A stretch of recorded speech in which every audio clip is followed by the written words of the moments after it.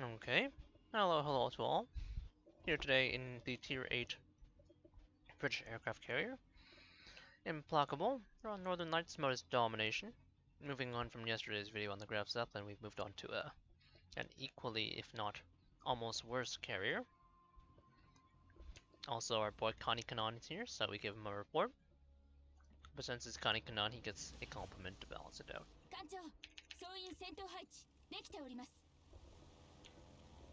And that's not because he's Khanekanan, but it's because he's associated with VHU, so that's what you get for sinning.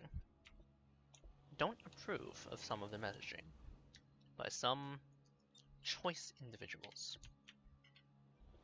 Khanekanan getting some value out of his 54 USD purchase, or however much a Harakaza costs, I suppose, in USD. Anyhow, jokes aside, a bunch of battleships in this match, which is good for the Implacable. Like all British carriers, she does tend to favor more heavily armed targets, especially after changes to the rockets. But prior to the changes, the most recent ones with the delay on the firing, British rockets, especially those on the Implacable, I actually found to be quite impressive. The Implacable fires 20 rockets per salvo, 10 per aircraft, in a 2x3 setup, as I find this guided. These are rockets with 28mm of penetration and 11% fire chance, carried by an aircraft with an impressive 2350 hit points, although the airspeed is somewhat questionable. Leading blind. Now, unlike the high caliber rockets of the Tiny Tims and the Graf Zeppelin's 40mm penetrating rockets, these are lower caliber rockets, and as such, because of that, they have a relatively lesser delay. You can see about 2 seconds compared to the almost 5 seconds of the Graf Zeppelin that we played yesterday. In addition, the much higher density of rockets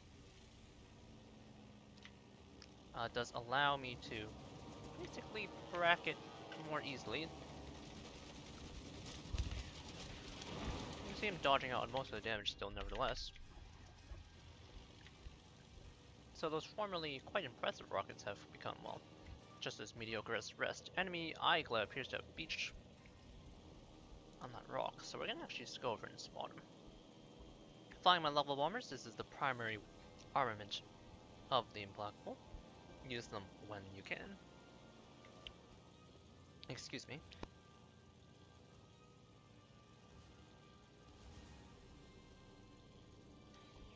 Use them when you can, because they do have the highest damage potential of any of your armaments. Now, like the Furious that comes before it, they only have 32mm of penetration, so your choice of targeting is quite limited. A World War II battleship such as, the World War I battleship such as the Bayern, for example, with her distributed armor scheme, is surprisingly durable because she has plates greater than 32 mils, whereas something like a British or French battleship is your preferred target. Something like the, well, non-existent Richelieu in this match. The North Carolina has 38mm middle deck, which makes her surprisingly unviable as a target. The Sinop, as a Russian battleship, has unsurprisingly heavy armored plates. The Bayern, as a German battleship, has heavy armored plates. The North Carolina has the 38mm midsection. So this game overall, even though there's plenty of battleship targets, not the best battleships. Nevertheless, we will bully out that poor Surrey, or whatever it is. Insignificant cruiser, Devonshire, an ex-Devonshire over there. You can see me saturating the area with those level bombers. Gaida bumps into a good part and 2 other guys behind him, which means he's probably not long for this world. We are nevertheless going to continue toward the Bayern. Now the biggest upgrade from the Implacable to the, or from the Furious to the Implacable, is the torpedoes. Oh, pretty low health North Carolina as well. The torpedoes improved their alpha from just shy of 5,000 to just shy of 6,000. They still do only 35 knots, but they retain the short arming distance and the squadron size increases from 6 to 8. More importantly, they get access to that torpedo bomber heel. Fairly durable aircraft, as well carrying it. Still slow aircraft for the tier, but that is the British thing, which has never really been updated. One torpedo striking the side. As a battleship, you won't be able to shift his rudder that quickly. So I should be able to turn in for a turn, flying over the Albemarle, which has respectable AA. Not non-existent, but not particularly impressive. Gonna reflood him, since he did DCP. Which should slow him down enough for me to get a hit on with this one remaining torpedo. Don't anticipate we're gonna be able to get both in. And we'll leave him to limp away. I'm quite, I wouldn't say forward with my armored hull, but in not the safest position. As I slowly, well, I thought I was going to slowly bleed the Byron, but he's now deceased, so much for that. We are bleeding them rather quickly, so I'm going to move towards the remaining action. Only 37,000 here. All of the permanent floods and fires that I got were quickly put out by the afflicted ship being extinguished. Massachusetts there, a bit too thorny to get 2 strikes off on, even in spite of my British beefiness. So I'm going to trim down to 4 planes and just make 1 hit. Now, as I mentioned with the North Carolina, this American Tier 8 has 38mm midsection deck, so the midsection is an unviable target. Unlike the Audacious, which gets 41 mils of penetration, the Implacable is not quite so lucky. Get a nice clean hit, however, on a fairly slow-moving target. However, even dropping 16 bombs, it's 8 per plane with 2 planes, you can see the relative dispersion over the hitbox is quite wide. Khanekanan bred going after that Sinop on the border. Not sure if he's going to land too many hits. Can't even see the Sinop yet because he's not currently rendered for me. We did, however, importantly get a fire on that Massachusetts, as Khanekanan bred does get a nice dev strike. We're now spotted, so the Asashio is somewhere around. Boosting in, don't currently have my heel, so even with my converging British torpedoes, it might be difficult to get a hit, or to get multiple hits rather. This first hit is guaranteed. I've brought the full squadron. Gonna try for a flood, although the impressive torpedo bulge of the Massachusetts means that it's going to be quite difficult. Do manage to get one, however, but you can see his enormous, I believe 44% torpedo bulge reduction, might be higher than that even. It does make it so that the damage is fairly minimal. Instead I'm going to go probably for a fire. Oh, I do manage to double flood him, which is nice. Sashio is lurking somewhere. I'm going to turn away from the last node. You can see that damage quickly climbing as I farm out that battleship HP. I don't really think Harakaze should be bold enough to... Oh, there's that Asashio, by the way. Don't know why he's smoking. It tells me his relative location, so I'll just angle out in a way against him. Oh, a very low HP Harakaze versus a very low HP Massachusetts. Let's see if I can save his life. Looks like he did manage damage control. Remember that midsection deck again? Now, with some of his HP stripped away, I'm willing to make multiple attacks. I'm here to try and score a fire, not really anything else. Oh, there's someone who scores that fire, which I imagine should be lethal, but I want to pick up my kill, so we're gonna dump those down and pick up that frag. Thank you very much. I'm now spotted again, which suggests to me that the Asashio is now outside of the smoke. Sitting at a rather pathetic 80,000, considering we are top tier, but not too much we can do about it. You can see the enemy team has kind of melted away into nothingness. Okay, the Asashio actually is bold enough to turn on his AA. Not sure what I'm supposed to do against him. Now, formerly these rockets would have been quite deadly against him, but against anyone who has any sense, should be fairly easy to dodge. Flies into the zone, but slows down quite significantly. Could be as well his broken engine, contributing to his slow speed. So I'm going to lead a little less. You can see that delay is relatively minimal if you compare to that Graf Zeppelin from yesterday. I'm going to try and get it so that he slides into the cross section. However, you can see him accelerating out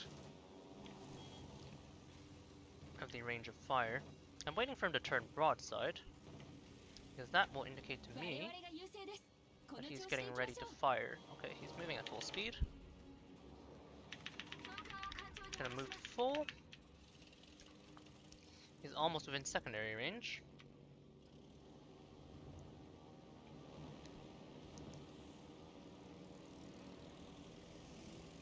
Let's see what he does here in response to these torpedoes. I'm gonna aim ahead of him, see if he turns in.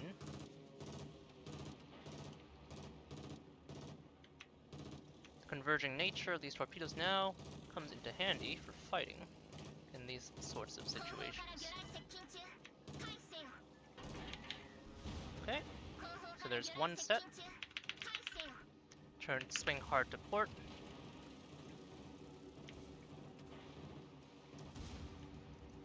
Now try and arm these as soon as possible. It's likely to be launching now based on the angle.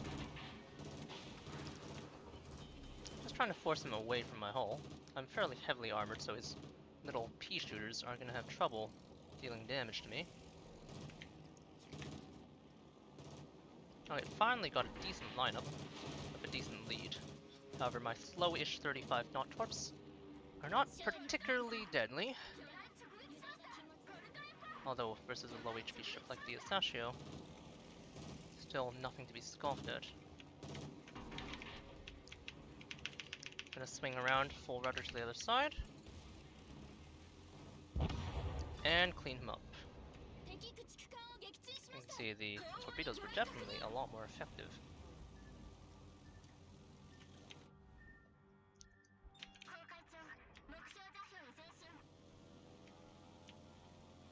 And ironically, the banned CV player is going to be quite dispatched.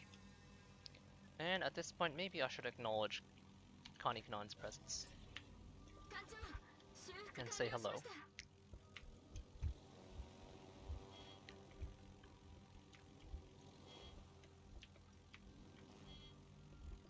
There's only a destroyer left. There's a Cossack versus a Bayern and a Graf Zeppelin, so he's not going to accomplish much. Khanekanan has opened his eyes and read the scoreboard.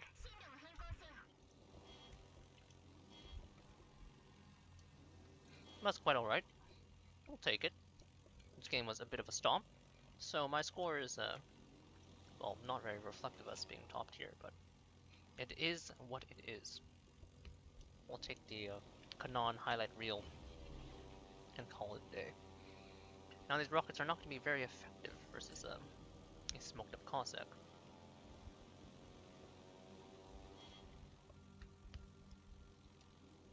But his smoke isn't going to last forever. Although with 4 caps ticking, the game may well end before we find him.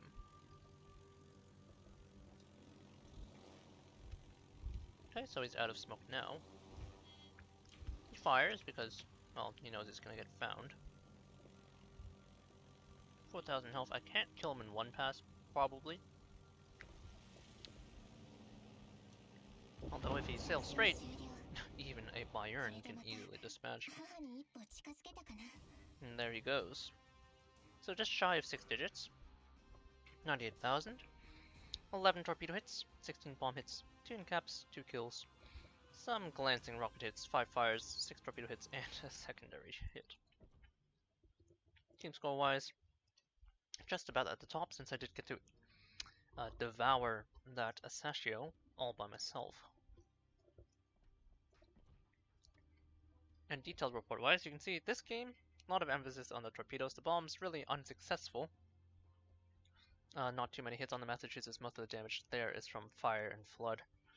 So you are going to get games like this when the munitions are not strong enough to penetrate.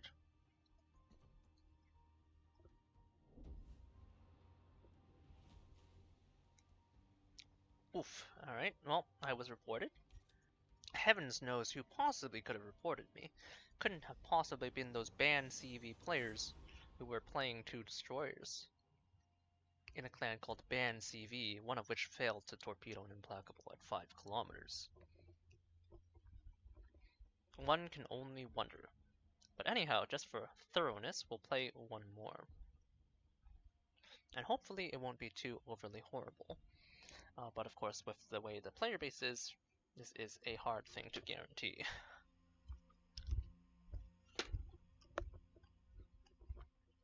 But not much has changed about the Implacable. The rocket delay is fairly minimal.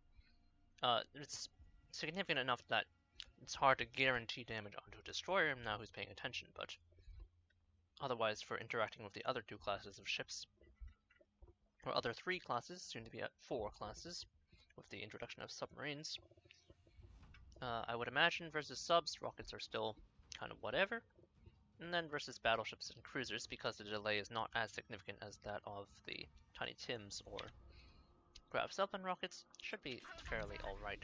Now this time we are bottom tier, so the exact opposite of last match. Some fairly heavy AA threats here.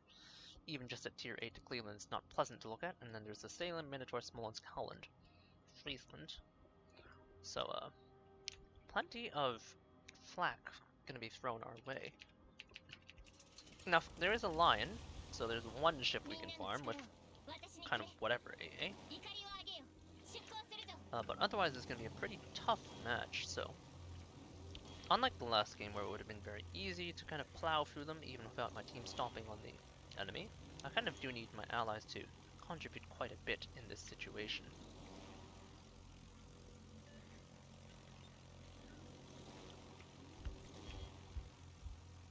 Our cause is vulnerable, Fletcher's vulnerable, Holland and Friesland less so. Lion and interacting with the cargo is quite viable as well. Now I should be running the enhanced reaction skill, but I don't currently have enough points on my Implacable captain.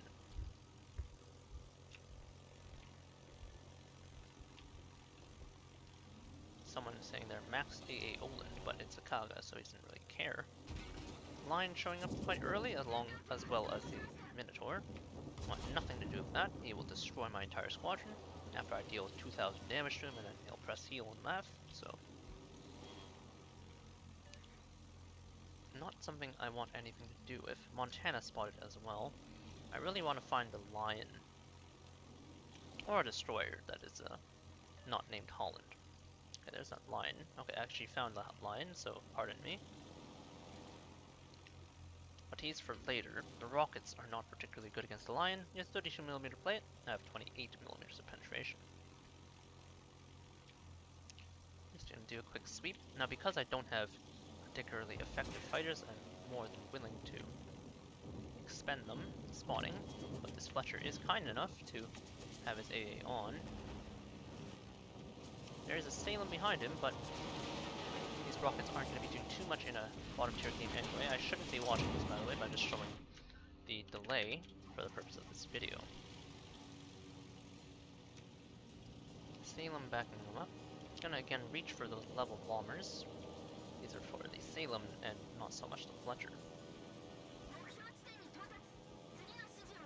The clanless Smolensk. I have a lot of Smolensks actually.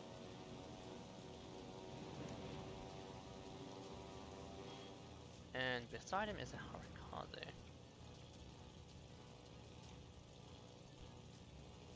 There's a fighter, and the Harikaze did smoke.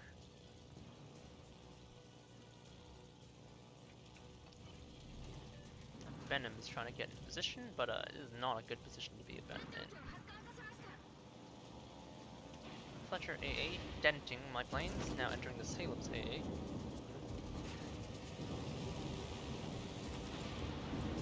Now the Salem does notably have a super heal, so it's not going to be very effective.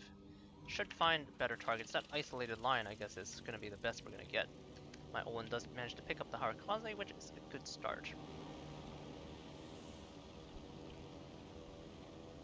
Now that Lion is covered in 32mm plate, which means my 32mm penetration bombs Shouldn't have too much trouble hitting him, although apparently the Salem and Fletcher just killed all 6 of my planes, which is not great, admittedly.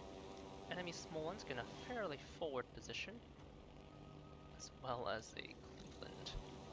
So I'm going to divert my attention from that Lion, who can just heal anyway, over to these guys. There is some kind of destroyer beside him, and it has to be either the Holland Morpheus and this, well, you know, the Minotaur, but we do have that heal consumable. So we can briefly contest this kind of heavy AA threat. We're gonna lead quite significantly as he's turning. It is a Holland. For hit onto the Cleveland that is unhealable. He's going okay. My sacrifices were unnecessary as the Shopper shoves shells through his nose. But this is good. Don't need to contribute as much because this time instead of being a top tier carrier, I'm a bottom tier carrier.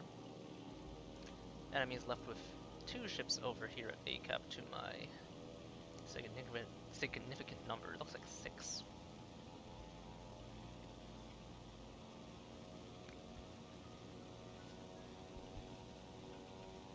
So we're going to move our hull and focus on rooting out this Salem. Now Salem, as I was starting to say, does have a super heal, which means HE damage and fire damage is relatively healable for him.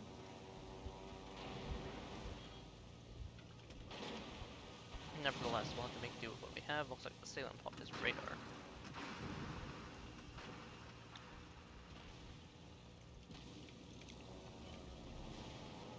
North Carolina gets a fighter, so we go after the Salem.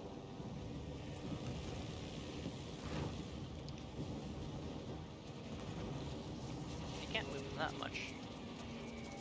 Although he's going to glide slightly out of the reticle. You can see again, 16 bombs, but, well, certainly doesn't feel like it sometimes.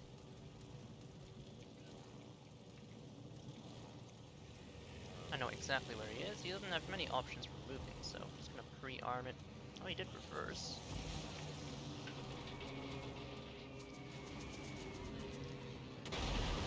You can see another 16 bombs and only 2 hits, so definitely not cut out for anti-cruiser work.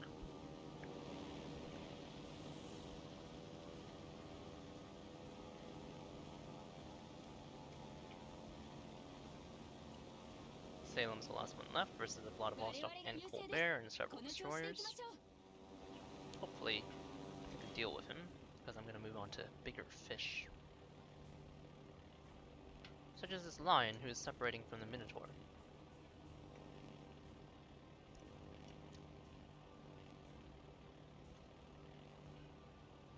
Converging torpedoes with relatively okay alpha. Oh, there's a Friesland here. That's not great. He has, however, forgotten to turn on his AA. So I do get quite a ways into his mid-range before I even have to fire, or before he even attempts to fire. I'm gonna aim ahead and just maintain spotting for my Venom, who smokes almost immediately. Okay, I'm probably not gonna get this off, not sure. And indeed, doesn't quite go off. Was not expecting a Friesland there. Did kind of forget about him. He does, thanks to some poor maneuvering decisions, slide into the torpedo, however, which kind of makes it worth it. Kind of. It did cost me, however, 8 aircraft to deal 5,000 damage to him, which is not ideal. Somehow that Salem is holding on. The Vladivostok is now dead, which leaves a Salem versus a Colbert, which is not a particularly Colbert-sided matchup unless the Salem, unless the Colbert has IFHE, which is fairly uncommon these days. Looks like he's burning him now. Permanent fire of some sort. So the Salem does manage to dispatch 2 ships before going down. Spot this Lion for my Venom. At this point I don't really care if I get any fires because I'm expecting him to take some amount of Venom torpedoes and as a result cease to exist. Even by half ship first. And my bombs don't have time to impact. Here's a Kaga hull, but I only have 1 bomber left, so it's kind of a pointless endeavor, and you can see this top tier team has, by comparison, shredded our reserves of aircraft. I'm gonna push kind of recklessly into the center, and this is mainly because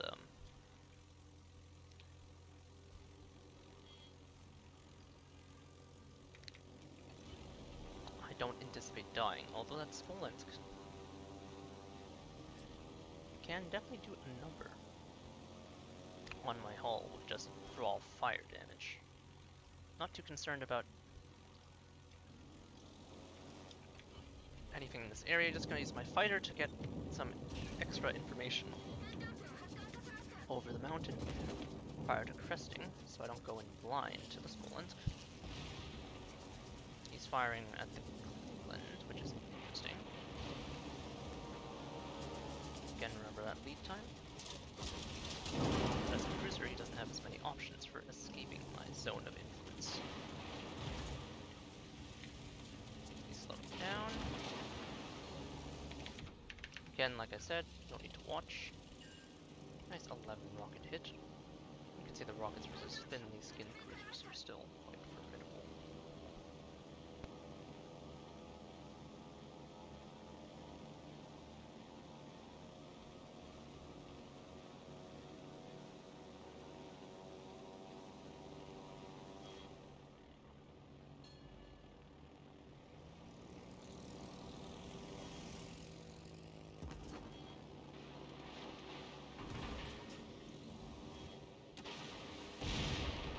And if you see those tracers, that is the lovely effect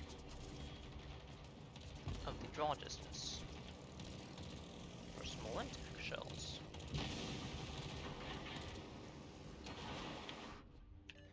Gonna need him to miss a significant amount for those to do anything to him. Cargo hull does go down. Looks like he's fast enough to accelerate out of the way.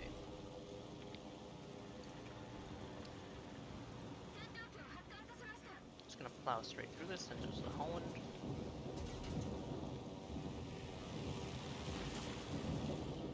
This game's gonna be a bit of a disappointment spectator-wise. Needing almost a full ship's length. See that thinly skinned Minotaur does take some significant damage. Kaga does manage to deal some damage to me with his final squadron, but I'm not overly concerned. Minotaur, another thinly skinned cruiser.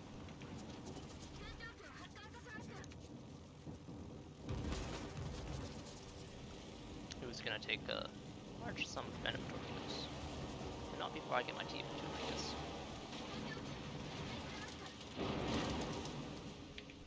3,000 before we get a nice boop. And now at this point, time to move in. Don't really want to get shot at by the Montana. Although he appears to have other ideas about the existence of various players in this game. So I should probably proceed down to this area of cover.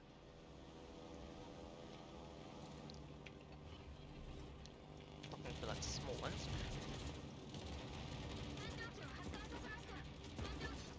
Gonna get maybe one hit in. If I'm lucky. Okay, he's continuing to reverse, which is interesting. I'm expecting him to accelerate potentially. Okay, he's still broadside there.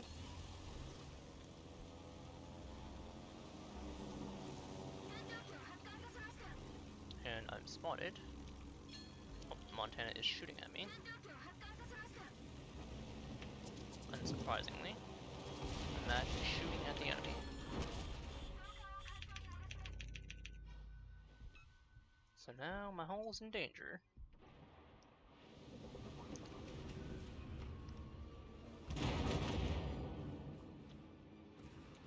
I'm gonna angle away as best I can. Hopefully my allies force the Smolensk to stop shooting me. So now it's just the Montana shells I have to angle for. However, I have a vulnerable 25 mil section here, so I have to be careful.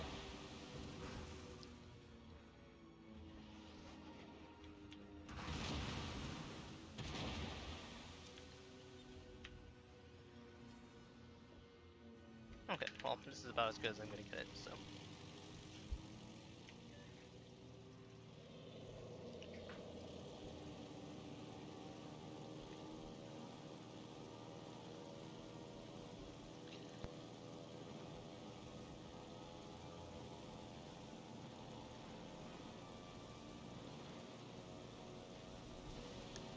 is what it is. Oh, bump into the Holland, which is horrific for a squadron health.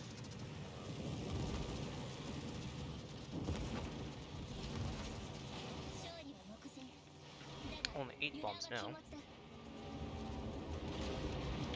of which 0 hit, which is fun. This gives us time to angle and maneuver against those Montana shells. I don't have faith, however, so I'm gonna just launch these planes. He does get one penetrating hit into that vulnerable stern.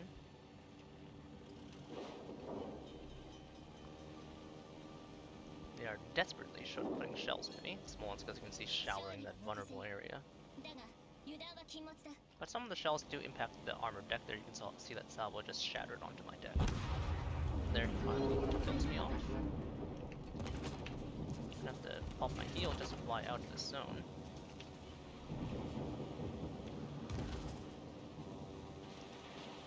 Colbert finding this Smolensk should quickly dispatch him. They're both thin plate, so destroyer caliber guns versus each other. Going to quickly dispatch each other.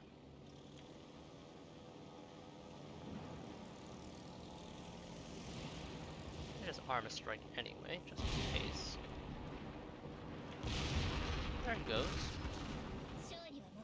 My hull is now dead, thanks to taking what ended up being a bit too ambitious of a position, but we have the cap advantage, so we should be quite alright.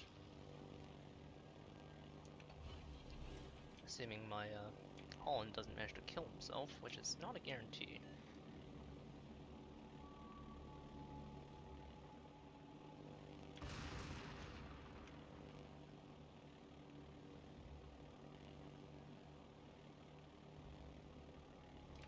But yeah, that's that. You can see the mediocrity of Implacable. Entering the 6 kilometer long range of the Montana with what's left of my plane HP. Thankfully, I am durable even if my torpedoes are slow and my planes are slow. And that's going to be our last strike of the match. He's turning out in a way which should give extra time to get some arming distance. Do actually get some defended ribbons, so we do slightly delay the cap as well. We're flipping another cap here, however, so as long as the Holland doesn't get spotted out, which is no guarantee considering his ambitious position. He will no longer be able to make this turn without first reversing off, so he's probably going to get caught out and die, I would imagine. Question is, can we take out the points before then?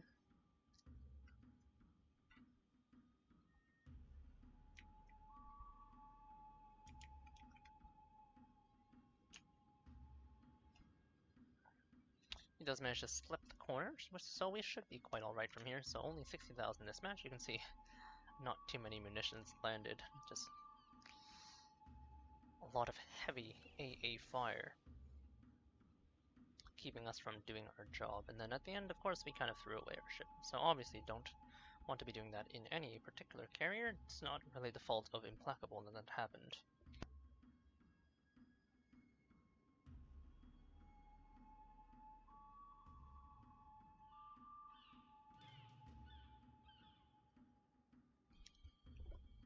Though quite honestly, I will say, after getting spotted, the armor on our deck did spare us for quite a bit of an extended period. You just don't want to be in those positions in the first place, though, in most situations. Just like the game before when we were fighting that statue at close quarters. You definitely want to make the enemy kind of reach out to attack you, rather than something else. Montana taking a desperate shot at my Colbert across map.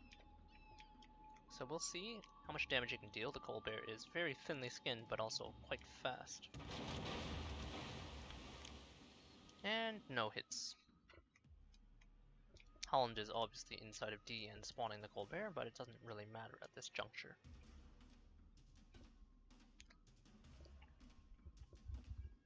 These are some more average Implacable games, I would say, and well, Implacable is going to have more average gameplay overall, because his power level is quite a bit lower.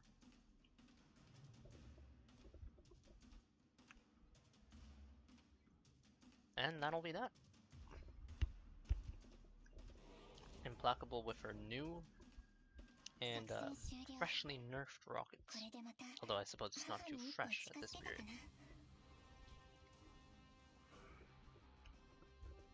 60,000 damage, but you can see the experience is similar even though we don't have the first win bonus. And that is because we were bottom tier, only 4 torpedo hits, 12 bomb hits, 5 planes shot down, 3 fires, 1 defender ribbon, and 38 rockets. Base experience wise, actually higher than last game. Again, because we're bottom tier. And you can see our damage is distributed quite differently.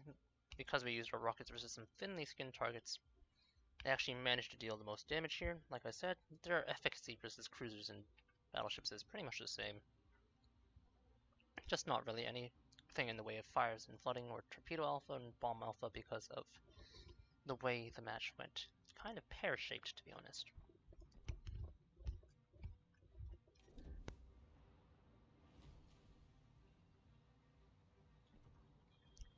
So as I mentioned, module-wise nothing much has changed. I have swapped out torpedo speed for torpedo arming time just to get shorter arming distance these days.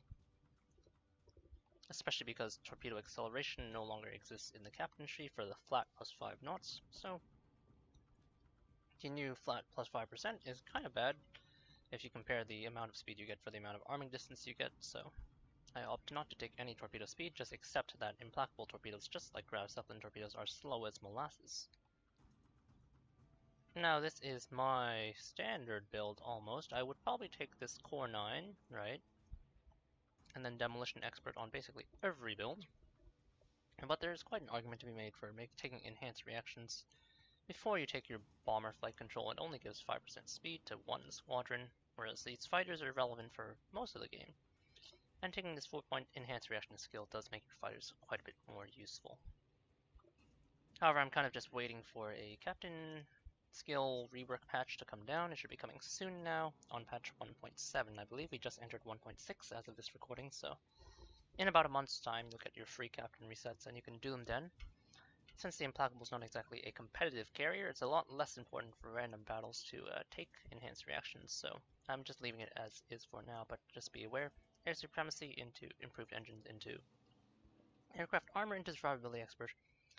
Take Enhanced Reactions and the 1-pointer Search and Destroy to make it actually truly effective, then go back for Demolition Expert, and then go for your Bomber Flight Control. It's more of a luxury than anything else, so that's a plus 5 compared to where we are right now. We have 16 spent, so 16 plus 5 is 21, and that'll be your full build. So basically what you see here, plus Search and Destroy, and Enhanced Reactions. Anyhow, I hope you all enjoyed. Shout out to my boy Khanekanan, and I will catch you all later. Cheers.